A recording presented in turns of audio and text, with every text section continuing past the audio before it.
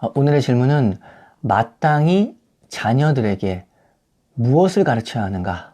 라는 것입니다. 이 질문을 하게 된 그 이유는 제 질문입니다. 잠언 22장 6절을 보면서 하게 되었죠.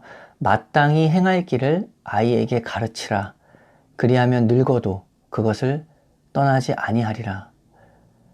마땅히 행할 길을 아이에게 가르치면 늙어도 그것을 떠나지 않는답니다.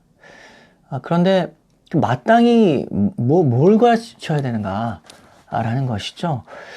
물론 성경을 많이 보고 연구하면서 그것을 크게 둘러쳐서 말하면 예수님일 것입니다.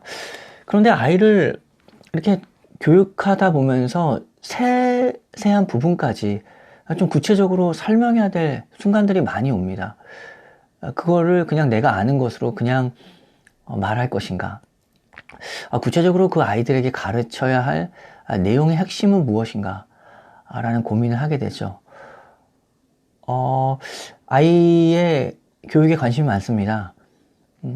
영어를 가르치는 것. 요즘에 영유 많이 보내고 있는 상황이고 TV에도 많이 나오죠. 영어 교육이며 여러 가지 교육이 있지만 가장 관심을 가지고 있는 부분은 신앙이고 믿음이고 그 하나님의 자녀로 교육하는 것이 무엇일까에 대한 것이 고민의 중추이죠.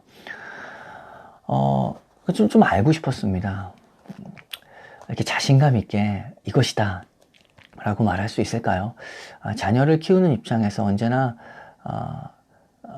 한 발자국을 걸어가는 것과 같이 이렇게 조심스럽게 됩니다. 생명을 다루는 문제이고 또 교육에 대한 문제죠. 그래서 함께 나누려고 합니다. 거기에 대해서 좀 좋은 가이드를 발견하게 되어서 같이 보려고 하죠. 책은 이 책인데 좀 좋은 책입니다. 거기서 이제 유아 때부터 아이를 가르쳐라 라는 부분에서 26번을 보면 이렇게 되어 있습니다. 이 부분에 대해서 나와 있죠. 자녀들과 하나님에 대해 자주 많이 이야기할 것을 권한다. 예를 들면 이렇게 하는 것이 좋다. 하나님은 만물을 창조하셨고 그들을 지켜주시며 먹을 것과 입을 것을 주셨다. 하나님은 하늘과 땅에도 계시며 모든 것을 알고 계시고 보고 계신 분이다. 모든 선한 것이 그에게서 나오며 모든 것을 심판하시고 사랑받고 찬양받고 경배받기에 합당하신 분이시다. 27번을 보면 그러므로 사람들이 악한 말이나 행동을 하거나 마음으로 악을 꾀할 때 그것이 하나님의 명령과 뜻에 반하여 범하는 죄라는 것을 아이들에게 자주 이야기해 줄 필요가 있다. 죄는 엄격하게 벌을 받으며 그들은 아주 어릴 때부터 죄인이라는 사실을 알아듣게 설명해 주면 좋다. 자녀들이 당신과 하나님의 뜻에 반대되는 행동이나 말을 할 때 그 악한 행동 속에 나타나는 죄를 지적해 주어야 한다. 28번입니다. 구주이신 그리스도에 대해서도 많이 이야기하라고 말하고 싶다. 예를 들면 이렇게 하라. 그리스도는 죄를 사하여 주실 수 있고 죄로 인한 형벌을 받지 않게 해주실 수 있는 유일한 분이시다.